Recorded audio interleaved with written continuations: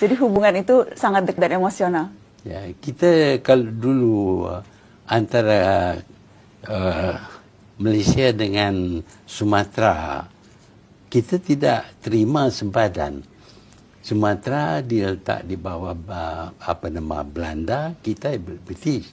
Tapi orangnya tidak anggap ini mengasingkan negeri. Mereka biasa, orang Aceh umpamanya biasa ke Malaysia, dan orang Malaysia biasa ke Sumatera. Jadi itu keadaan lama. Tapi sekarang kita sudah jadi dua buah negara dengan pasport dan sebagainya yang dulu tidak ada. Jadi perhubungan asal memang ada kuat. Tapi masih sekarang ini pun masih dulu punya cerita. Sebab itu kita tak boleh memadamkan sejarah bahawa Portugis, Belanda, Inggeris datang kerana nak agama. Itu sejarah. Tapi kenapa mereka gagal? Sebab orang tua-tua kita pertahankan, perjuangkan. Baik itu sekali lagi hadirin hadirat, kita kena terima kasih ke orang tua-tua kita dahulu. 24 Ogos tahun 1511, ketika Portugis masuk ke Melaka, dia jajah Melaka selama 130 tahun, bukan sekejap. Bukannya sebulan dua, bukan 5 tahun, 130 tahun. Setelah Kesultanan Melayu Melaka berdiri gagah selama 110 tahun. Kuat dah, kita baru 62 tahun, jangan act lah. Jangan act sangat. Melaka yang sebegitu gagah, 110 tahun, tombang dengan Portugis. Dijajah pula 130 tahun. Tapi adakah orang tua-tua kita, ketika Portugis menjajah itu, mereka pakat tidur beramai-ramai? Adakah mereka perangai macam kita, main telefon siang malam pagi petang? Tidak.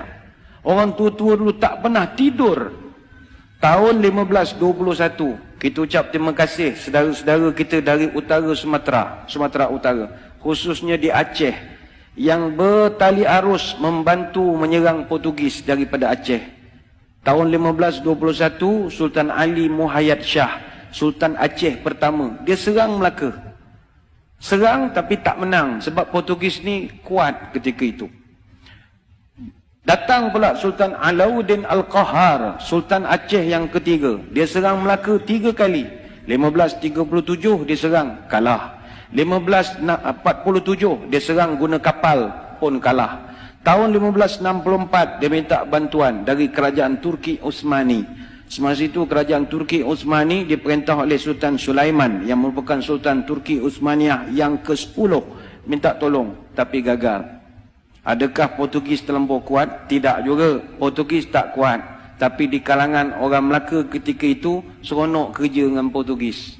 Jadi dia orang dah dapat gaji, ada allowance, ada pangkat, ada apa. Dia orang pula mempertahankan Portugis siang malam pagi petang. Jadi Portugis main wayang sajalah.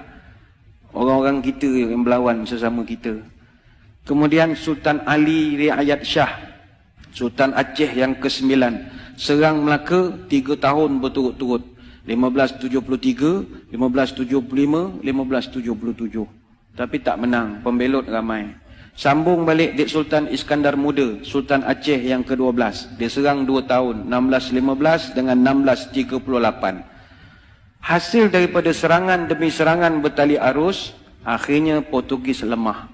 1641, Belanda datang. Bila Belanda datang, orang Aceh dah penat dah menolong. Orang tempatan masih lagi seronok dengan baju uniform, dapat apa, komen seronok, dapat jadi pegawai kerajaan, jadi orang pencen. Tak ada dia berjuang melawan Belanda dah. Belanda datang tahun 1641, kita ucap terima kasih lah kepada saudara-saudara kita dari Makassar, Bugis. Orang Bugis yang banyak menolong kita. Orang Belanda datang jajah Melaka Johor berapa tahun? 183 tahun. 183 tahun. Datanglah orang-orang Bugis tahun 1782 sampai 1784, yang itu memang serang habis-habisan. Maka dicatatkan dengan tinta emas dalam sejarah negara. Muncullah satu orang pahlawan terbilang, marhum Raja Haji Fi Sabilillah Ibni Daing Celak, yang digelarkan marhum Teluk Ketapang. Bagi tuan-tuan di Selangor, kena kenangkan marhum Raja Haji Fisabilillah. Apa sebab? Dia ni yang di Pertuan Muda Kesultanan Johor Riau Lingga yang keempat. Dia Tengku Mahkota Raja Muda. Dan dialah abang kepada Sultan Selangor yang pertama. Sultan Selangor yang pertama namanya Raja Lumu bin Daing Celak. Raja Lumu ni ditabalkan dengan nama Sultan Salahuddin Shah, memerintah Selangor 1745 sampai 1778. Kenapa adik dia yang jadi raja? Abangnya mangkat awal.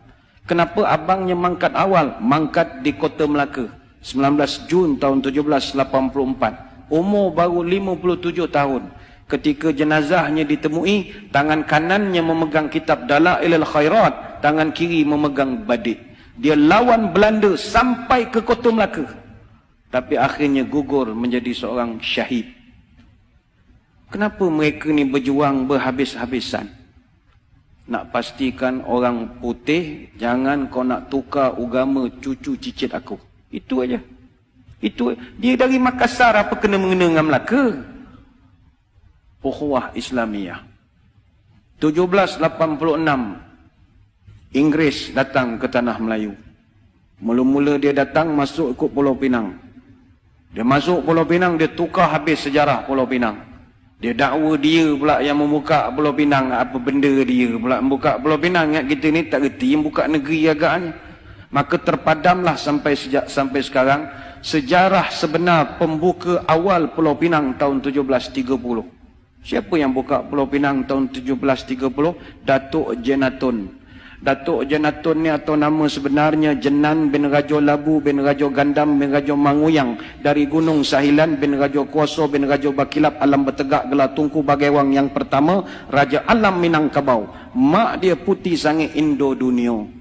Orang Pagaruyuang, orang Sumatera yang membuka Pulau Pinang. Tapi sejarah itu dipadamkan dengan kemasukan Inggris.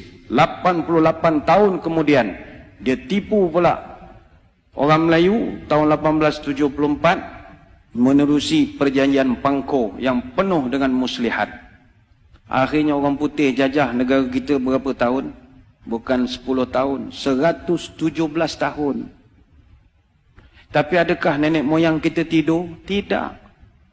Bangkit satu persatu, Dol Said, Rentap, Mat Saleh, Maharaja Lela, Tok Bahaman, Tok Janggut, Haji Abdul Rahman Limbung, dan senarai itu begitu panjang sekali. Apa rasional mereka berjuang? Allah. Sebab itu orang tua-tua wujudkan satu perkataan namanya merdeka. Merdeka ini simbolik daripada huruf Mim, Ra, Dal, Ya, Kaf, Alif. Merdeka. Mengikut Rasul dan yakin kepada Allah. Itulah merdeka. Mereka tahu mereka takkan dapat menengok hasil.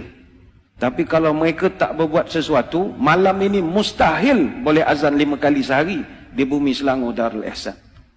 Mereka berjuang siang dan malam. Sebab itu hadirin hadirat yang dirahmati Allah sekalian. Perjuangan orang tua-tua ni kita kena terima kasih. Mereka berjuang lagi dan lagi dan lagi dan lagi dan lagi dan lagi dan lagi dan lagi dan lagi sampai kita tidak ada lagi. Adapun anak cucu dia, apa perjuangan dia untuk agama dan tanah air? Yilek. Tak ada.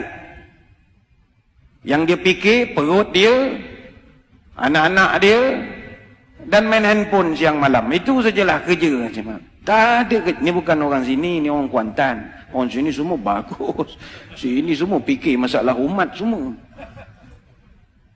Kang keluar video marah pula orang Kuantan. Orang Afrika. Kang kena gam pula Kuantan kang. Orang Afrika. Maka sewajarnya sebab kita sebagai generasi selepas merdeka, hayatilah semangat pengorbanan ini.